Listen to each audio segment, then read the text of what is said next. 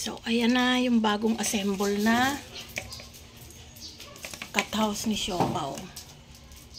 Hindi pala maganda ito guys, kasi ito lang ang matibay oh. Ito, as in, malambot na karton lang siya. Yan.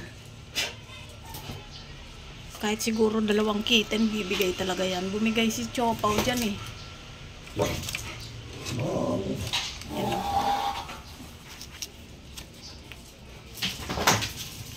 Siyempre, hihigaan siya dyan. Hihigaan niya yan. O, wala na. Isang pusa lang yan ha. Ayan o, bumagsak siya dyan. So, sa mga bibili ng ganyan, hindi po siya matibay. Maganda lang siya tingnan. Yan. Siguro pwede to dun sa mga sobrang liliit na pusa. Ayan o, bumigay siya.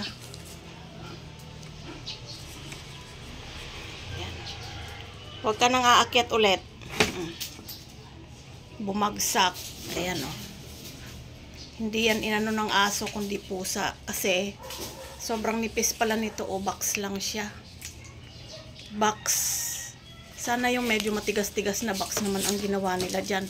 Or kahit na sana ganyan lang kung may patigas naman dito sa ilalim. Kaso wala eh. O, ganyan lang siya. Maganda lang siya tingnan. Siyempre, manipis na box lang yan. Bibigay talaga. Yan o. Diyan nag-umpisa o. Nahati sa gitna. Kasi wala siyang patigas. Walang patigas. So, sa mga bibili nito, kung pusa lang, kung kitten pa lang yung pusa nyo na maliit, pwede siguro yan. Kasi gustong-gusto nila dyan eh.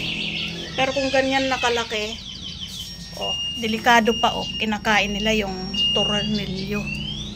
Ayan pa yung isa. Buti na lang naagapan ko kasi ito oh, mahilig magngat-ngat. Baka malunok pa nila ito. Delikado pa. Yan. Ito yun eh oh. Plastic lang din. Nilagay ko nga dyan sa sulok para safe eh. Ayan. Scratch kasi yan. Ini-scratch niya yan oh. So, ayan na. Sayang, wala pang 1 buwan sira na. O, diba? Sayang yung scratch post. O, sira na yung cat house mo.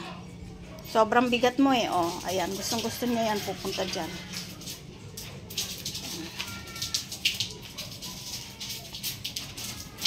So, siguro tatapon ko na lang to kasi hindi naman safe sa kanila. Ayan o.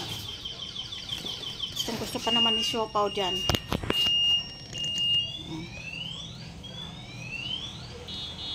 Choco. Papasok, lalabas. At minsan nahihiga siya dito. So, wala pang 1 week na na-assemble. Yan na. Naransak na.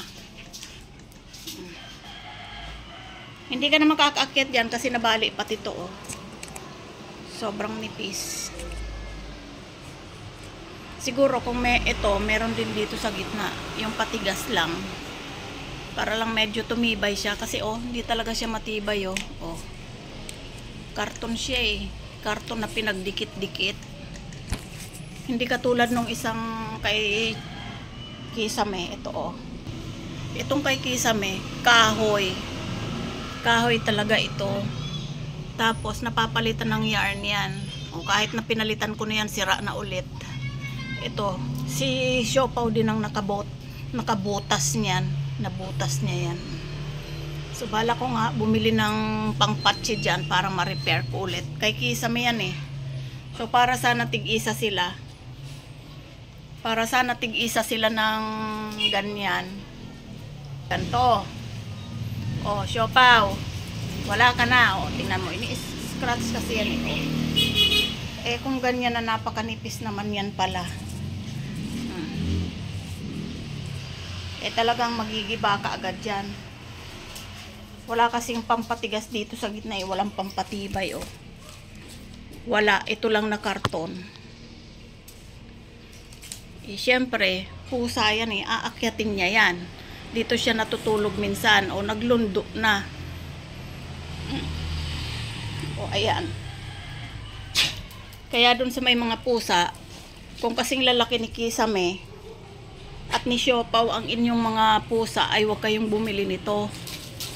Kasi malambot. Tapos wala siyang harang sa gitna para matibay. Walang ganito. Ito nga nagiba pa. Pwede siguro yan sa mga maliliit na pusa. Ayan o.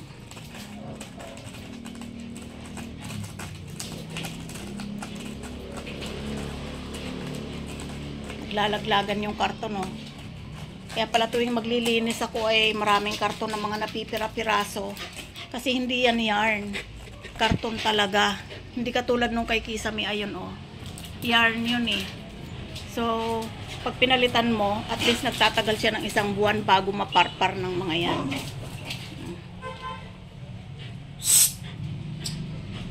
Ano ba kayo? Gulo nyo ha. Yan. Di naman namin to nilalagay dyan sa gitna. Nasa gilid talaga. Kasi yun ang gusto nila. Pag gusto nilang magpahinga, nasa gilid sila. Pero wala eh. Ayan o. Natanggal na rin yan. Yan dyan yan eh. O. Dyan.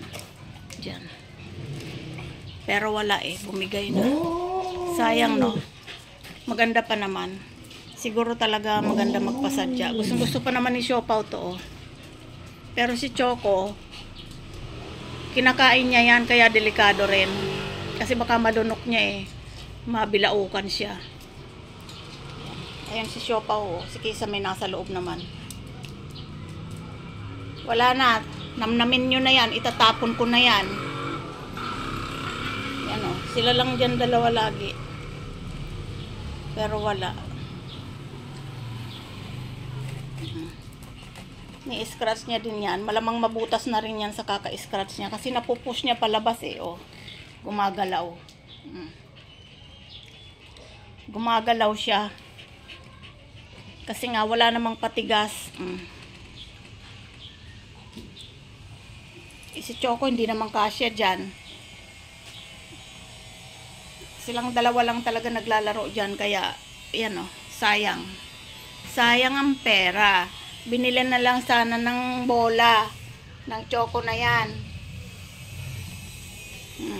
Choco, huwag mo kainin yung box. Ay, ayan o, may mga maliliit na ganito, kinakain niya.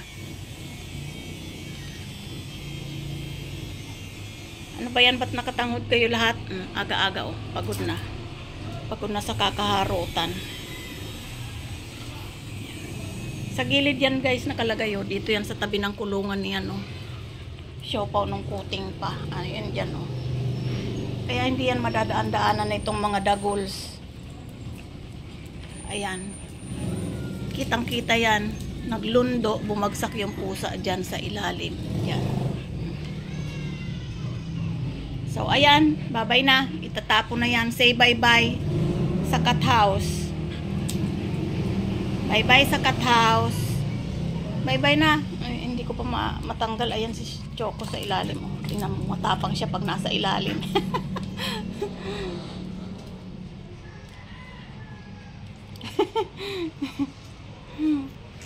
Gusto pa niyang maglaro dyan sa ilalim eh oh. Wawa naman. Tatapon na natin yan. Siguro ang gagawin ko ay alisin ko muna tong taas para dyan muna siya kasi hindi rin pwede to eh. Ay, pero itong pangalawang palapag medyo matigas pa. Isang masarap dyan. Ganda. Ganda dyan. Diyan ka muna ha. Lilinisin lang ni mama to. Aalisin na. Ay, ayan, lumabas na siya. Lalabas ko na rin yan kasi delikado pa yan sa kanila. Kinakain nyo yung box eh.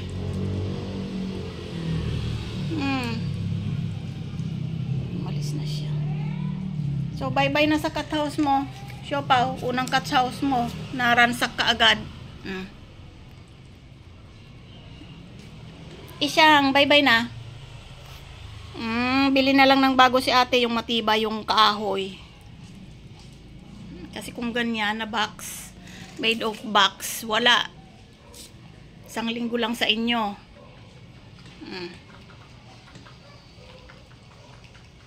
Ayan, maglaro ka na lang dyan. Eh, mga laruan mo, oh, ang lalaki. Mga laruan mo malalaki, oh. Dyan na lang laruin mo. Ayan si Siopaw, oh. Pau-Pau! Sira na yan. Hindi ka kasya dyan. Dito ka sa likod dumaan. Giray-giray na. So, yun lang. Ninanamnampan niyang maglaro dyan sa kanyang cat house. Oh.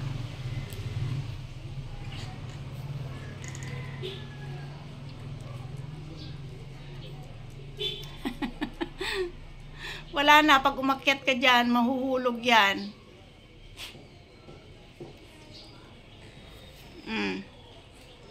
Pupuntahan niya doon sa nilalagyan dati. Wala na dyan, nandito na yan. Dami pating maliliit guys, oh. Delikado yan kasi kinakain niya ng aso, eh. Kinakain ni Choco.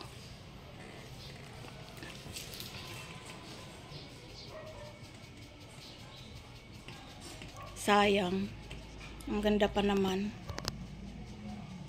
Sayang eh. Pero ganun talaga.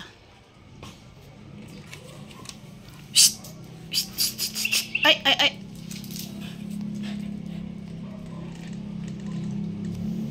Siopaw, ando na siya sa labas, lumabas na. Nalungkot din siguro na nasira yung kanyang cat house. So, yun lang guys. Bye-bye. Awareness lang dun sa mga bibili. Kailangan yung matibay na. Yan. Hindi ko kasi alam na walang pabigat yan eh. Matibay naman sana kung may patigas yan dyan sa ano. Kahit man lang harang. Para hindi basta-basta bumigay sa bigat. Yun. Yan, hindi ko ma-explain pero ganun talaga. Ayan o. Wala siyang harang sa mga gitna. Box lang talaga as in. Oh, box. Eh, napakalambot pa ng box na nilagay nila. Sana yung, may mga box naman na matitigas eh.